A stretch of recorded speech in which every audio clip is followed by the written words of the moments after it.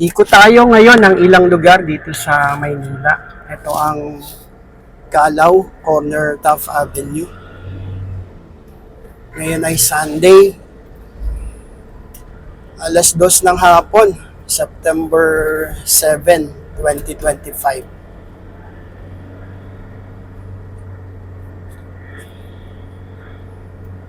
Itong gawing kanan, Santa Isabel College. Itong gawing kaliwa, ito yung Luneta. Itong street na to, itong naka-corner na to ay Ayala Boulevard. So ito yung naipakita ko nung nakaraan sa short video, itong poste sa gitna ng daan dito sa poste ng LRT1. Dito yun matatagpuan sa Taft Avenue bago dumating ng City Hall, itong Taft Avenue northbound. Ang mapapansin natin ito dito sa gawing gitnang lane.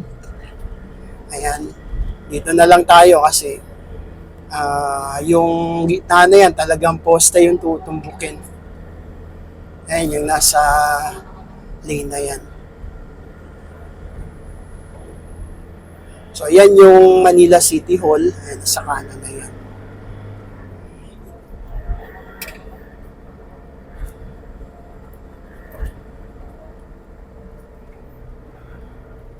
Medyo maluwag na yan kasi Sunday.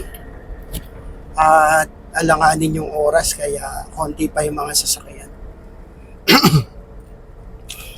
Ito sa kanan na to, may mga terminal ng jeep. Minsan may mga bus din na nagte-terminal dyan. Yan yung kartilya ng Katipunan. So, tatlong hati itong dugtungan ng Taft Avenue. Yung isa papunta ng Quiapo, yung nasa gitna. Tapos yung isa papunta ng Quezon Avenue, palabas ng Espanya. At ito namang location namin, ito yung papunta ng Binondo, Divisoria.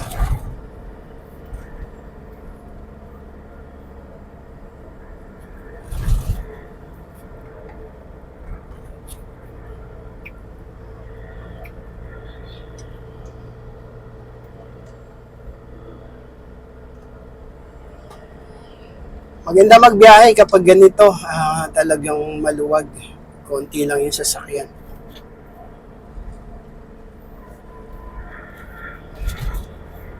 At nandito na yung arko ng papasok ng Binondo, pagbaba nitong tulay.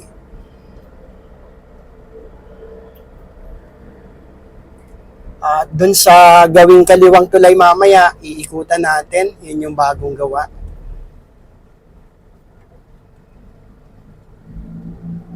So ito yung Binondo. Ito yung bagong gawang arko. Puro Chinese yata yung nakasulat dyan. Tapos may lungsod ng Maynila, Pilipinas. Ayan, pero dun sa isang arko, doon nakasulat yung Filipino-Chinese friendship. Kaya siguro ang mga Pilipino at mga in-check ay talagang magkaibigan.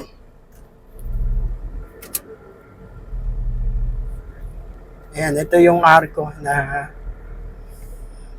ng pagkakaibigang Pilipino-Chino.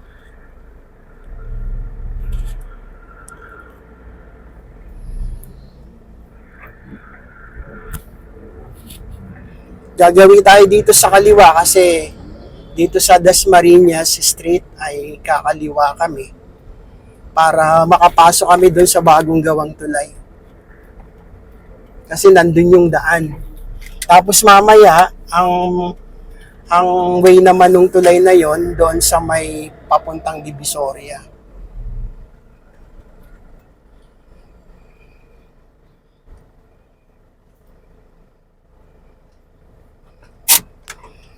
Ito yung dulo ng Juan Luna.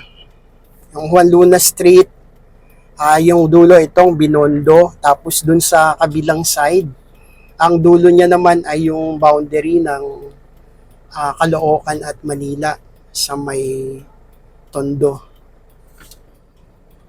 Maganda yung tulay na dadaanan mamaya pag nandoon na. Pero yung entry niya kasi dito sa may likod ng post office.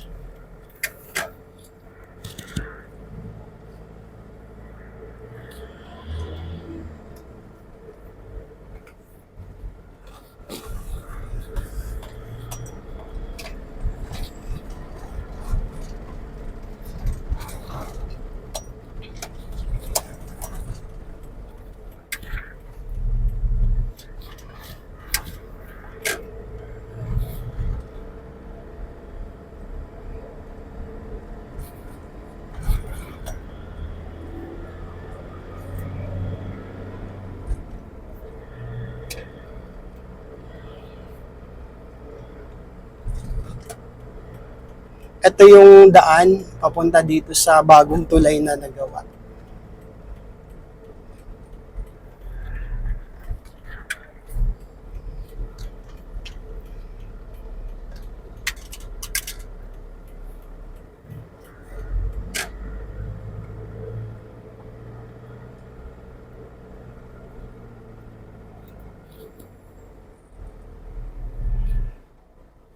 Dito na ba yon? This way. So, ito.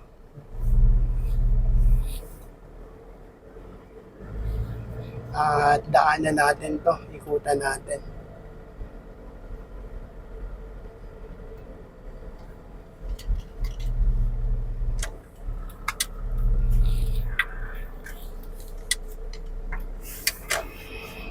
Ayan, yung tulay na to, one way lang to.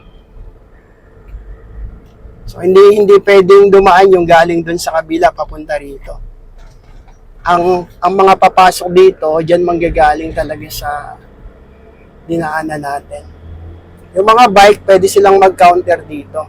Pero mga may makina, hindi pwede. So, ito, ang ganda ng tulay na to. Ayan. Marami ring namamasyal. Lalo na yung mga nagbibisikleta.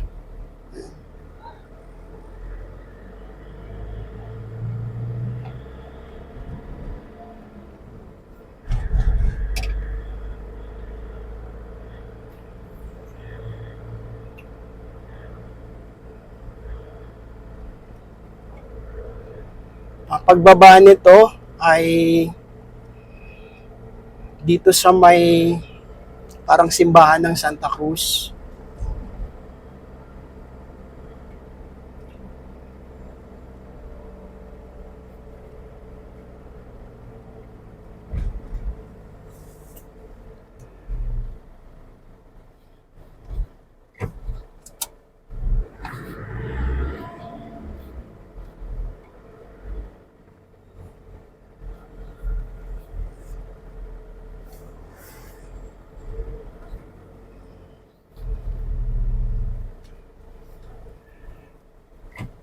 So, ayan, ito yung rampa pababa. At kapag ka nandito, matutumbok yung simbahan ng Santa Cruz. Binondo ba yan? So, Binondo daw yung matutumbok dyan na simbahan.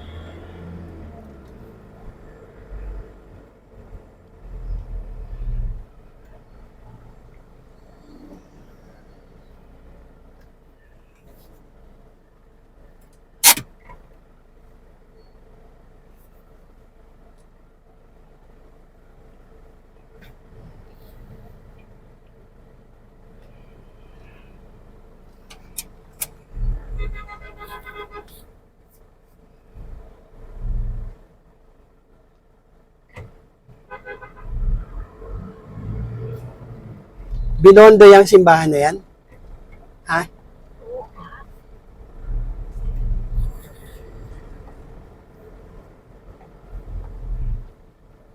Dito mahigpit ang mga enforcer. Maraming nanguhuli dito mga enforcer.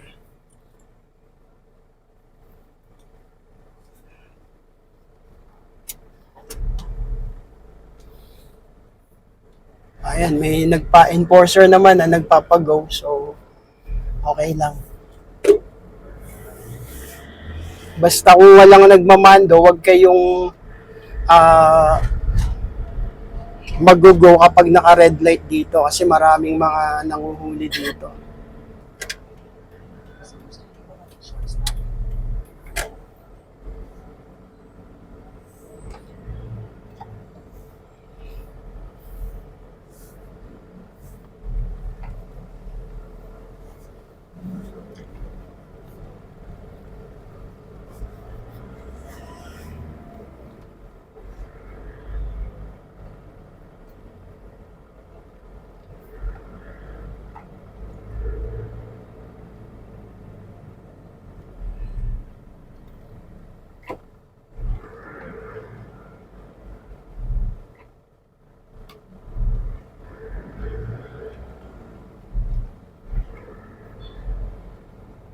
Kahit naka-red light, basta may traffic enforcer na nagpapag-go, okay lang yan.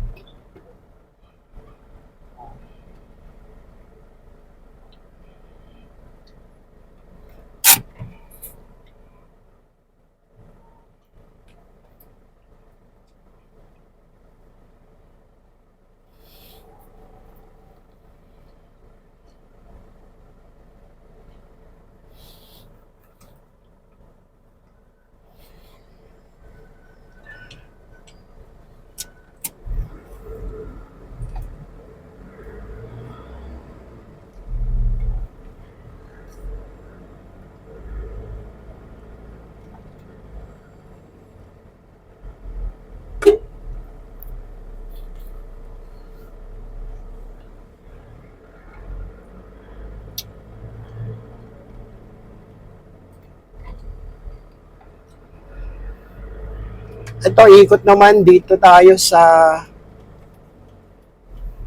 may Industrial Street.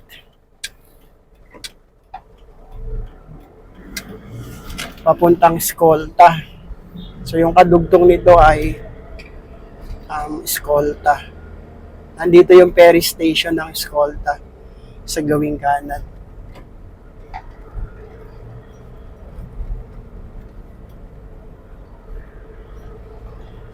So, ito yung Escolta.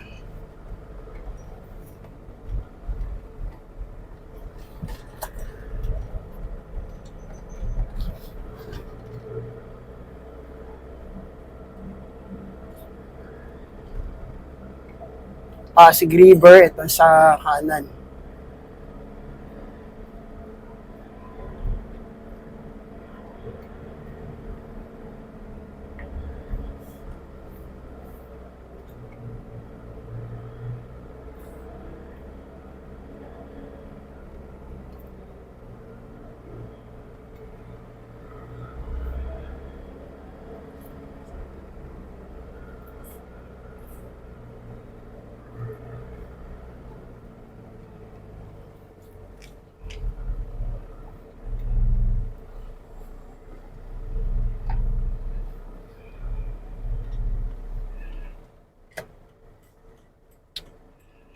Yan yung Karyedo, yung sa unahan na yan. Papuntang Quiapo Church, dyan sa Tawid. Pero hindi natin yan maiikot ngayon. So kanina dito tayo dumaan sa kabilang side, dun sa kabila. Ngayon ito yung side naman na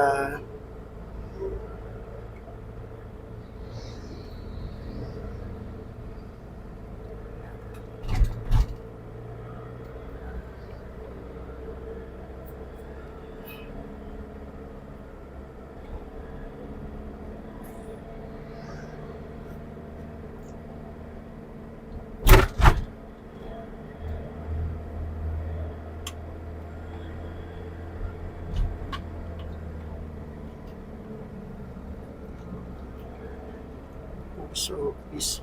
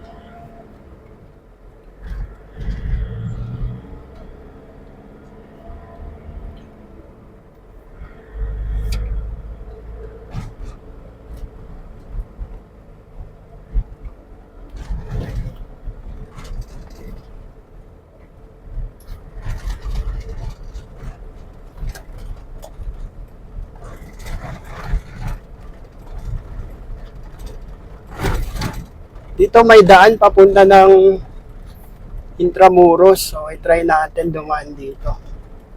Pasok ng Intramuros.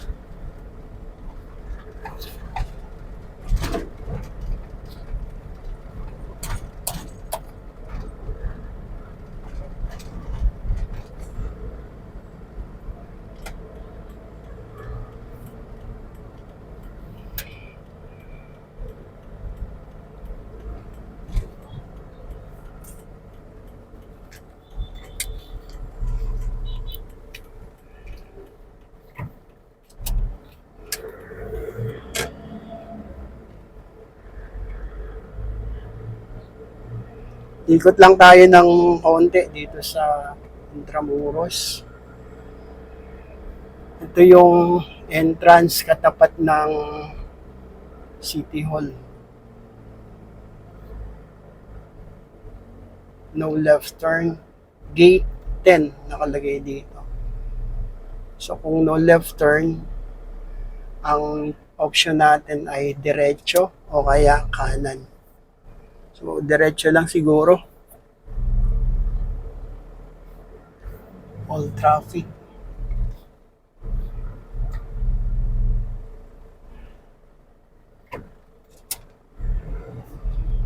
Hindi man lahat, pero ilang bahagi lang yung madadaanan natin dito sa Intramuros. Ayan, ikot lang tayo dito. Ito lang yung mga makikita natin.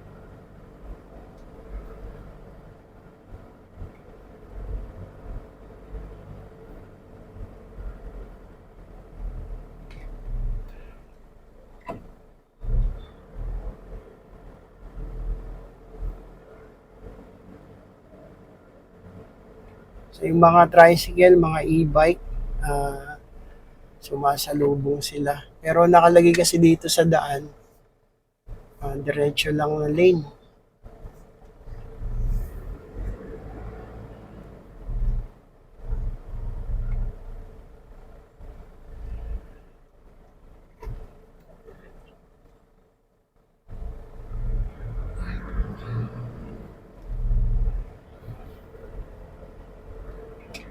Maganda yung mga kalsada dito kahit maliliit. Diyan yung Red Cross.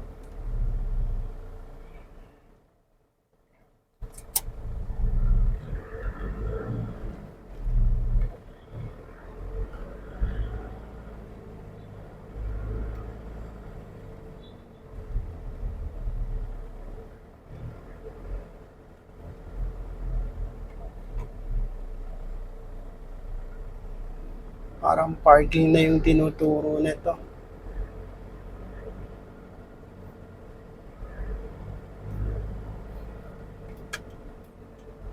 Marami pa rin ditong yung mga guard na ang kanilang uniforme. Parang panahon pa ng Kastila.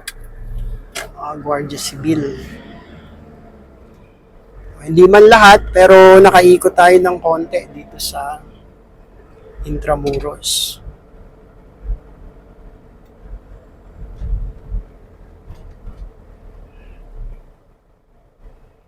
Marami din ditong mga kalesa, mga nagpaparent, sa mga namamasyal dito.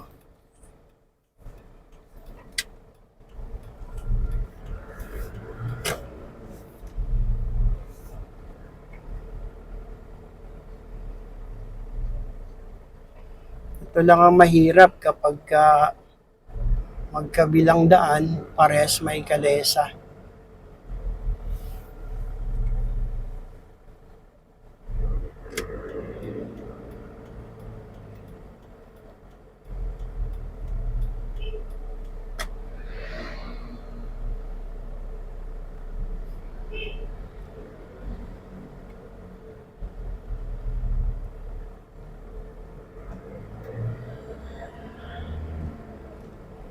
Tapos ito na yung exit dito sa gitna na to. Pero dun sa kabila may exit pa din naman. Pero dito tayo mag-exit. Katapat nito ang Luneta.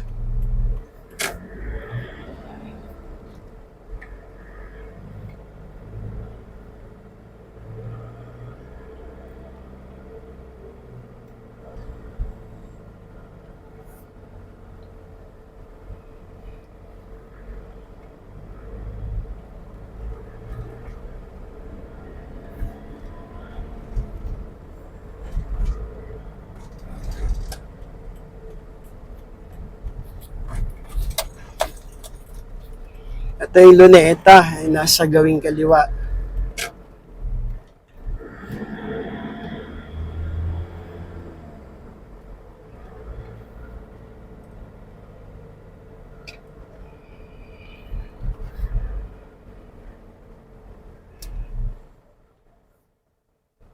Dito may sikip, may pag-volume ng sasakyan.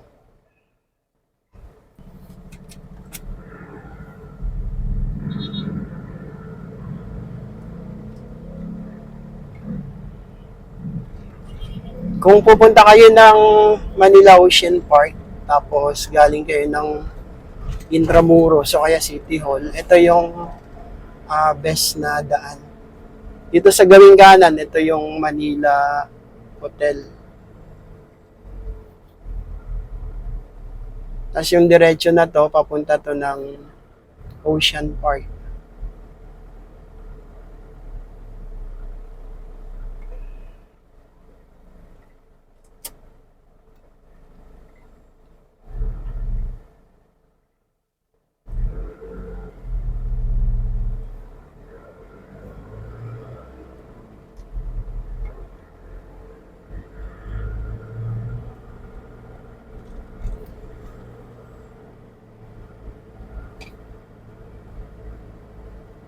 At nandito din yung Luneta Grandstand sa gilid na to sa kanan.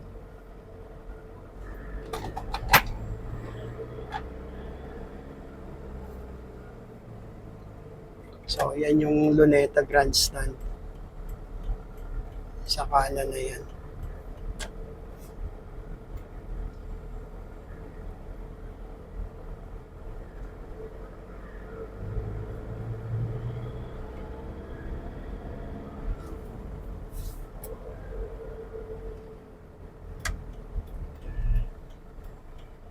Ito naman yung kabilang side ng Luneta. Yan. Tingnan lang natin. Yan. Dito yung may kalabaw dun sa kabilang side. Doon naman sa tawid, nandun yung pole na mataas. Ayan, kita ba dito? Natatakpan. Ay, sunod lang.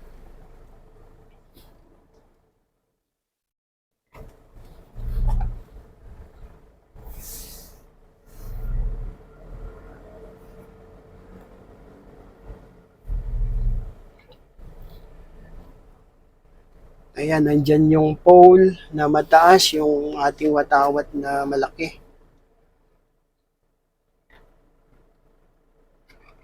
Ayan. Yan yung mataas na watawat, mataas na pole at malaking poste, mataas na poste. At yun yung na-issue na dating photobomber na building Yung nasa likod na yon. Ito yung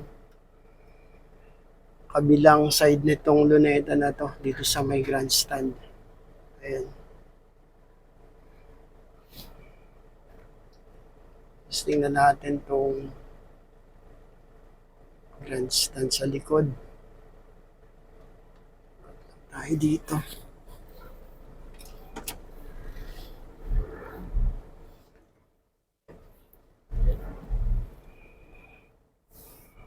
So, ito naman yung grandstand.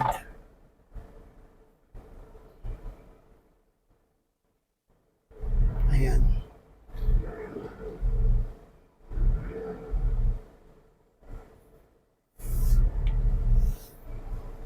Ay, nakalibot na tayo ng konti. Yung Ocean Park, andito yung ano niya, dito sa side na to, yung entrance. Yan.